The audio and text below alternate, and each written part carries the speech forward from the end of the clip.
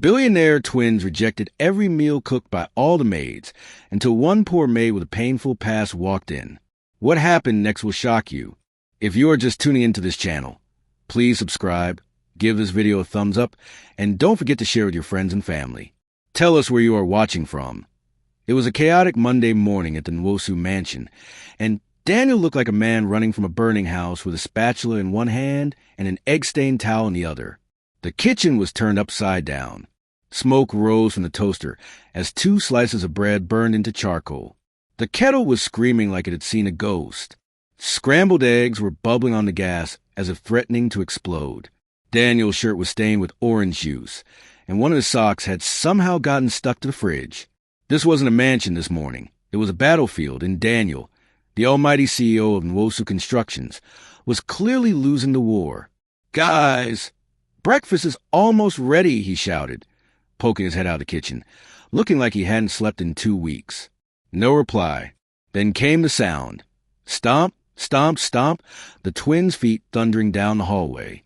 And then the argument began.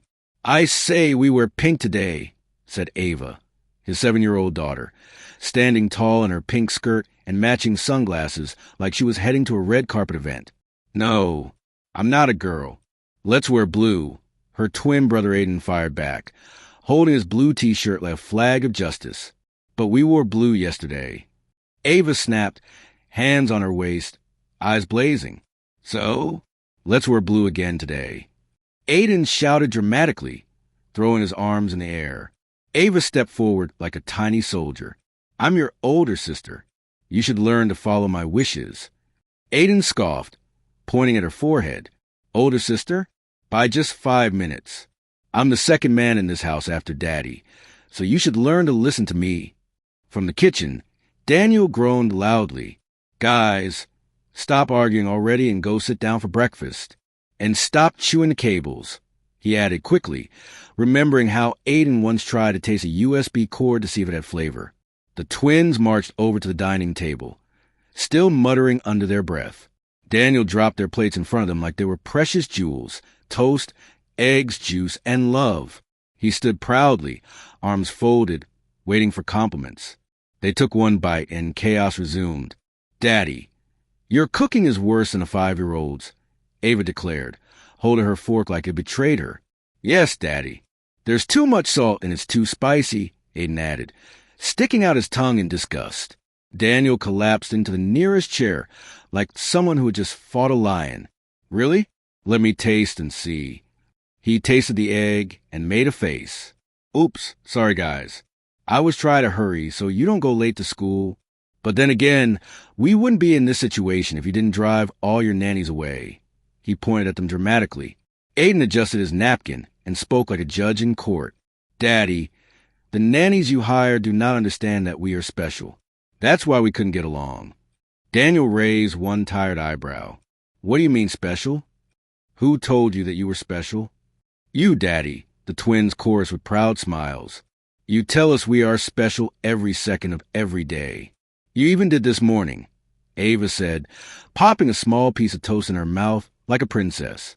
Daniel sighed and dropped his fork. "I know you're special, guys, but you need to help your dad sometimes. Don't drive the next nanny away, please. I'll try to find a better nanny this time around." The twins nodded casually, as if they were doing him a favor. Then came the next war, dressing for school. Daniel ran upstairs and downstairs 5 times looking for socks. He combed Ava's hair while she complained it hurt. He tried to tie Aiden's shoelaces, only for Aiden to say, "Daddy, that's not how Miss Peace used to do it." Daniel almost screamed. Lunch boxes, school bags, water bottles. Toothbrush emergency. One of them spilled juice on their uniform and had to change again. By the time Daniel dropped them off at school, he looked like he had come from a construction site. Not going to one. He dragged himself into his office at 9:12 a.m. and sat down like someone who had just completed a marathon. Just as he leaned back to catch his breath, his secretary Linda walked in with her iPad. "Sir, your 12 p.m. meeting has been rescheduled until next week. The clients had to rush to Abuja for a family emergency," she said, her tone crisp and professional. Daniel didn't even pretend to be sad. He closed his eyes and whispered, "Thank God, because I'm too exhausted to see through a meeting." Linda raised her eyebrow. "Are you okay, sir? You look like you wrestled with a tiger." Daniel opened one eye and said flatly, "Yes, I did wrestle with 2 tigers this morning." Linda snorted and laughed. "Still no nanny?" "I need a new maid," Daniel muttered, rubbing his eyes. "My kids are driving me crazy. Should I call the maid's agency to send another person?" "Let's not use the agency," he said, sitting upright. "Right now, I need someone grounded, someone who is good with children and can teach them manners, which they clearly lack. Get me someone very good and responsible." Linda tapped her chin thoughtfully. "Okay, boss. I think I might have someone in mind, but I don't know if she would like to take the job." "Please, I'll pay any amount. I need someone to help me organize my household while I work." Linda narrowed her eyes and grinned. "Maybe it's time you got yourself a girlfriend," she teased, winking playfully. Daniel pointed at the door without smiling. "Get out. I'm still your boss, and I don't need a girlfriend. I already have my plate full at the moment." They both burst into laughter as she stepped out. Daniel leaned back in his chair, but deep down he was wondering, was there really someone alive who could handle Ava and Aiden Wosu? Linda had already picked up her phone. Somewhere across the city, her best friend's phone was about to ring, and life was about to change forever. Across town, in a quiet compound that smelled permanently of sadness and boiled yam, Valerie was lying on the bed in her wrapper, like someone who had given up on the concept of happiness. Her eyes were fixed on the ceiling, watching the tired fan spin slowly as the life she once dreamed of. Her heart was heavy, her spirit cracked, but it wasn't silence she feared. It was a word she'd come to live with. Unfruitful vine, empty calabash, useless housewife with nothing to show. What exactly are you doing in my son's house if you can't give him a child? That was her daily soundtrack.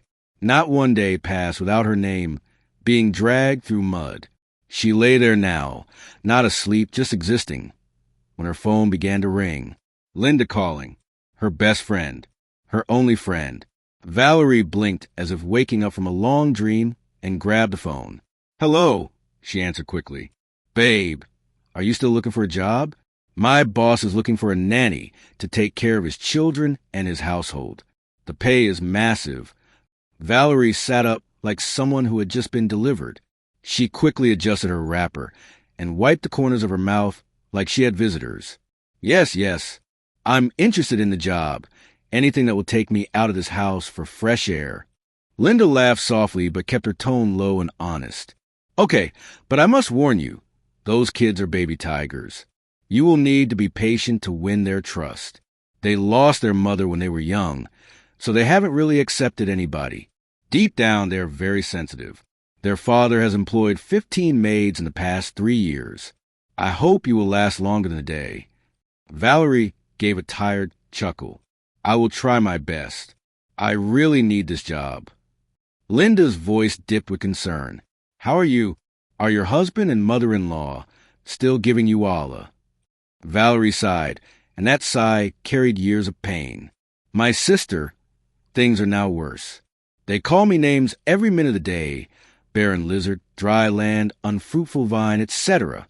Mama Martins has even moved in permanently, and she's threatening to bring in a second wife." Linda hissed loud and long. "Wicked people." Valerie continued with a broken voice. "Martins is not even helping matters.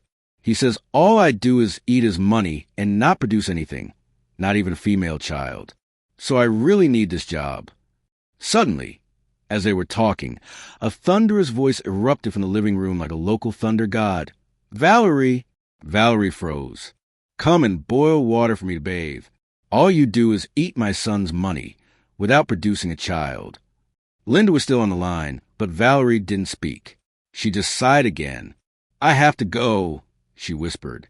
She ended the call, stood up slowly, tied her wrapper tighter like battle armor, and stepped out of the bedroom into the chaos.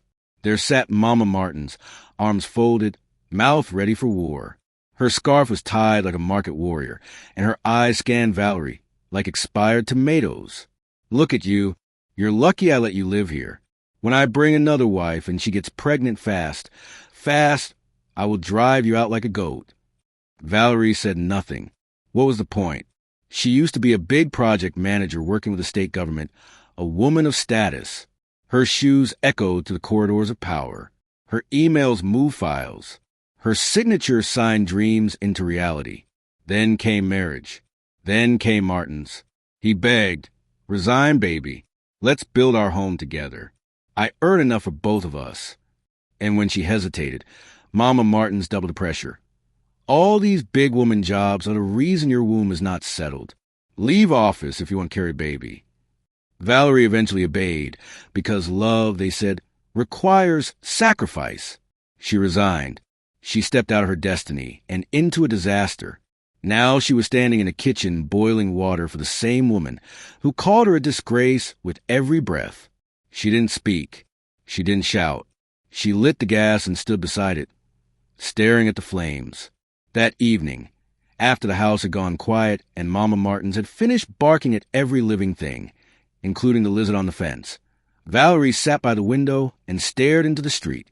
The street was still. The sun was going down. Her phone was silent again, but her heart was crying for a way out. A voice inside her whispered, "Don't miss this chance." She didn't know if she could handle rich children with attitude. She didn't know if the job would be easy or if the man she was going to work for would treat her like a human being. But she knew one thing. This house was a grave, and the job, it might just be the lifeline. One sunny Wednesday afternoon, Valerie stood outside a towering glass building, clutching a slim file to her chest and whispering prayers under her breath. Her legs were shaking. Her palms were sweating. The gate alone looked like it could ask you to return to your village if your confidence wasn't intact. But Valerie wasn't here to be scared. She was here to breathe again. As she stepped into the reception, cool air hit her face. Expensive perfume, quiet hallways, security men in suits and ties. Everything screamed class. She took the elevator to the top floor, staring at her reflection in the shiny door. She looked decent, clean, strong, like someone with something to prove. When she reached the office, she took a deep breath and knocked. A deep male voice called out, "Come in." Valerie entered carefully. The office was wide and luxurious, with a desk so large it could hold a family meeting. Daniel Nwosu sat behind it, focused on his laptop, eyes glued to the screen. He didn't look up. "Have a seat," he said flatly. Valerie sat, her heart pounding like it was fighting for freedom. There was a pause. He kept typing. Then, without looking at her, he said, "So I hear you are very good with children." "Yes, sir," she replied quickly, her voice a little shaky. Still typing, Daniel asked, "Good. Do you have any degree in hospitality or special care for children?" Valerie blinked. The question came like a slap. "A degree for nanny?" she asked, trying not to laugh nervously. "I don't have any degree, but I have experience. I'm the first daughter in my family. I literally raised all my younger siblings. And I'm a children's Sunday school teacher in my church, so I have over 20 years of experience taking care of children." Daniel finally looked up, and for the first time, Valerie saw a flicker of amusement on his face. He closed his laptop gently. "Okay, I've heard you," he said, trying not to smile. "My secretary has said a lot about you, and I want to give you a chance. Your salary is $500,000. I'll send you a written contract with the terms of working in my house. I hope you last more than a month with my children." Valerie's mouth opened slightly. She stood up quickly, nearly knocking her chair over. "Thank you, sir," she said, holding her file like a newborn baby. As she walked out of the office, she felt a tear slip down her cheek. This one wasn't from pain. It was from hope. That night, she rushed home to tell Martins, her husband, the good news. He was lying on the couch like a tired landlord, flipping through channels with the energy of a goat chewing gum. "Honey, I was hired today for the job I told you about last week." He didn't even look at her. His eyes stayed glued to the TV. The nanny job. Good for you," he muttered, popping peanuts into his mouth. Then, without blinking, he added, "So you can take care of other people's children, but you can't produce your own." What an irony. Valerie stood there frozen. That sentence hit her so hard it echoed inside her chest. But she didn't cry. She didn't argue. She turned around, walked to the bedroom, and closed the door. That night, she didn't sleep. She ironed her clothes 3 times. She arranged her handbag like it was a first aid box. She packed a small scarf in case the twins tried to strangle her, because deep down she knew this wasn't just a job. This was her last shot at sanity. The next week, she resumed work at the Nwosu mansion. But she didn't walk in like a housemaid. She walked in like a general in disguise. She had on her most flexible shoes, her scarf pinned tightly, and her spirit prayed up. She stepped into the living room and saw them, the twins, Ava and Aiden, seated like royalty, their eyes glued to iPads, their small faces already showing signs of war. She smiled brightly. "Hi." They didn't blink. She tried small talk. Nothing. Not even a "who are you?" When breakfast came, she nearly lost her mind.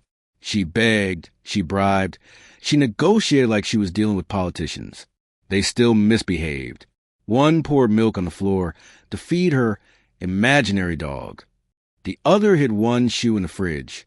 Valerie was spinning.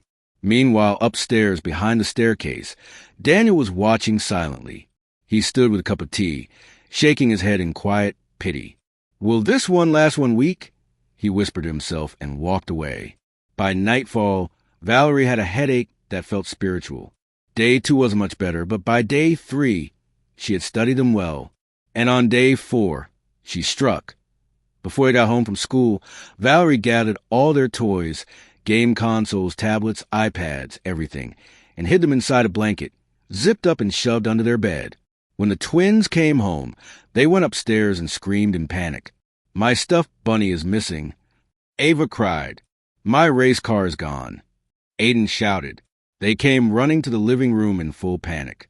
Valerie was seated, sipping juice and watching TV like someone who knew nothing. "Miss, we can't find our toys.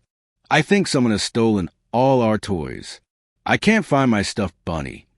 Ava wailed, holding her chest like a widow. Valerie widened her eyes. "Really? You can't find your toys? Where did you leave them?" "In our room," they replied. She nodded calmly. Could it be that someone snuck in while I was asleep on the couch and stole them? Let's call the police."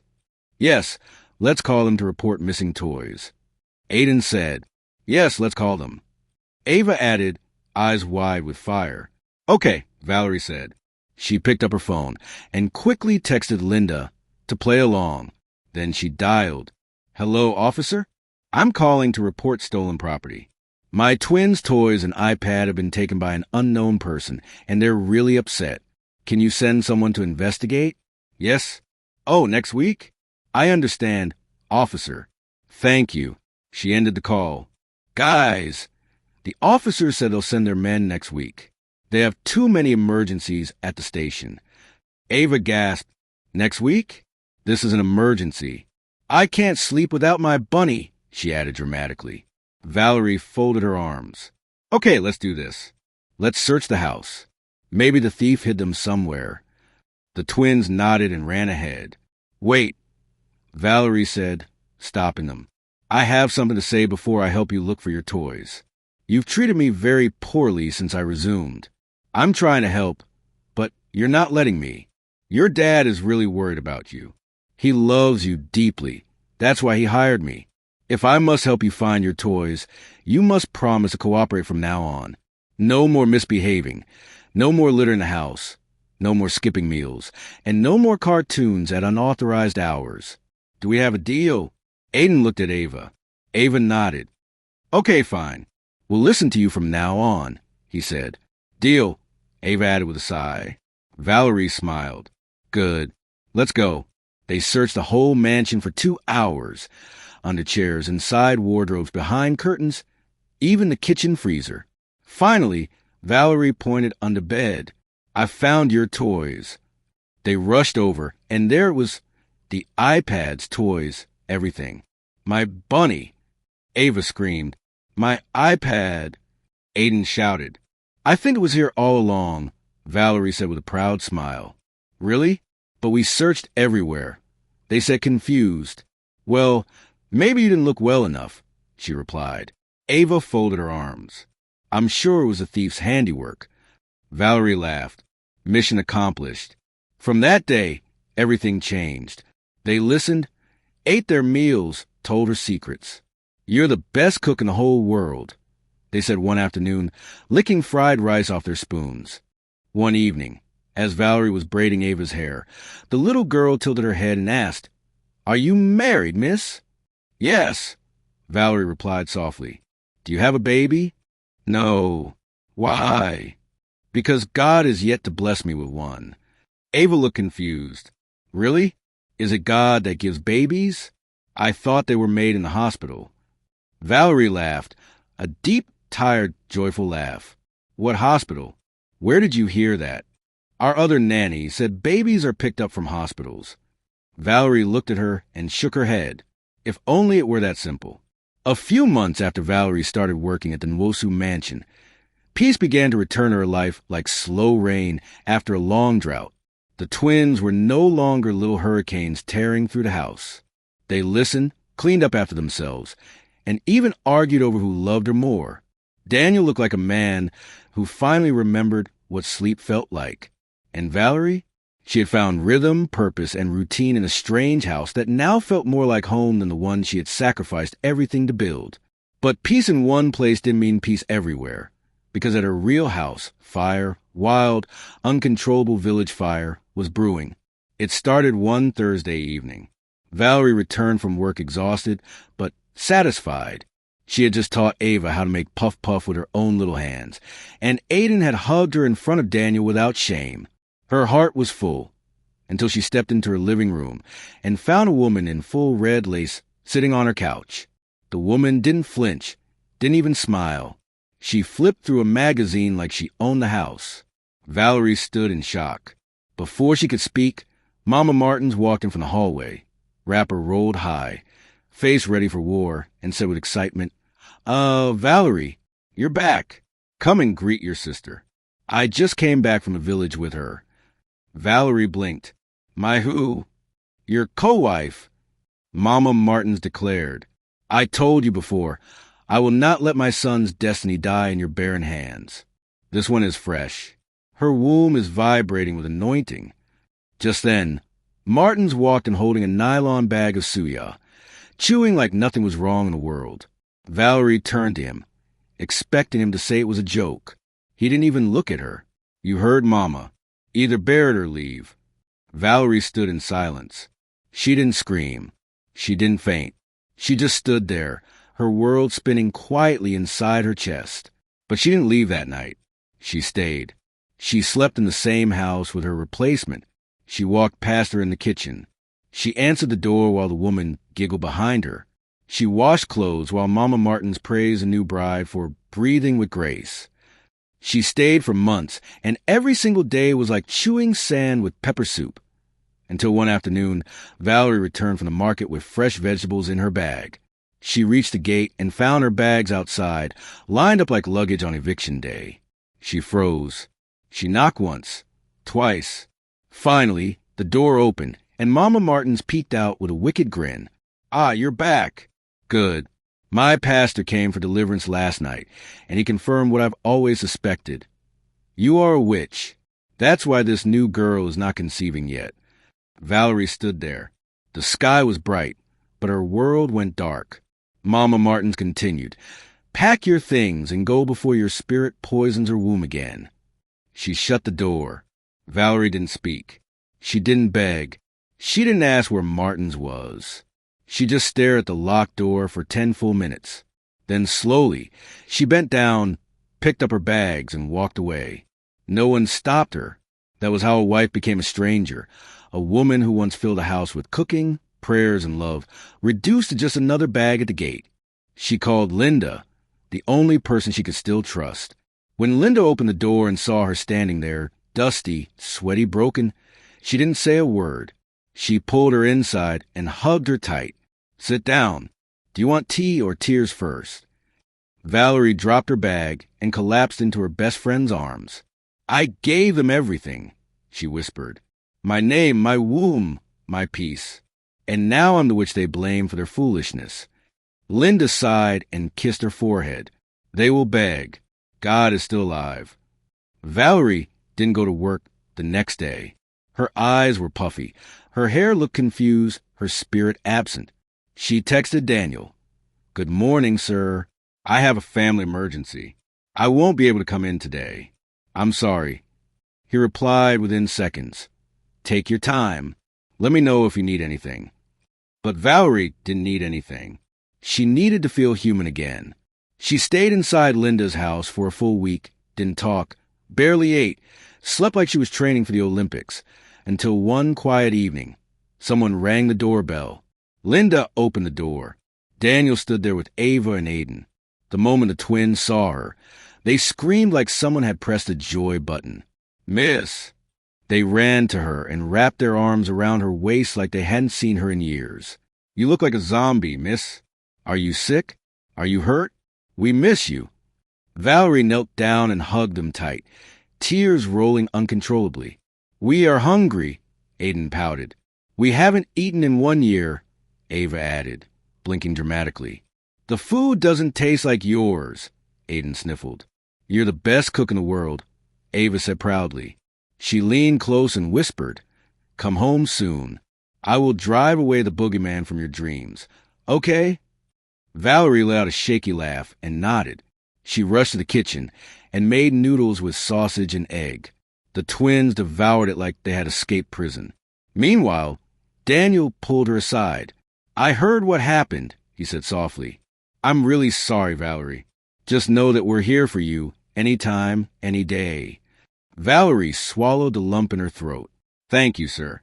Daniel looked at her. So what's the plan now? Is the divorce final? Where will you stay? She shrugged. I plan to get a small apartment later this week and resume work. He was quiet for a moment, then said, Why don't you just move in with us? Rent-free, transport-free, free food. That way, you can save money and plan something for yourself. I'm sure you don't want to remain my children's nanny forever. Valerie shook her head immediately. I don't think that's a good idea, sir. I mean, what will people say? And my reputation as a witch and a barren lizard will not be good for you if I move in. Daniel chuckled. That's nonsense. Are they the ones carrying your pain with you? You deserve peace, Valerie. You've earned it. But no pressure. Think about it. Just then, the twins yelled from the living room. We want to sleep here tonight. No, Daniel called out. School tomorrow. Let's go. As they left, Ava looked back and blew Valerie a kiss. Valerie stood by the window, blinking fast, heart beating differently. That night, she sat in Linda's room staring at the ceiling. By 11:32 p.m., she picked up her phone and typed, I'll move in tomorrow. She hit send, ready to forge ahead. This is not the end. What is the fate of Valerie? What happens to Martins and his new bride? Will Valerie survive in the Nwosu mansion? Stay tuned for more drama in the Nwosu mansion in the next episode. Until I bring the next episode your way, bye for now.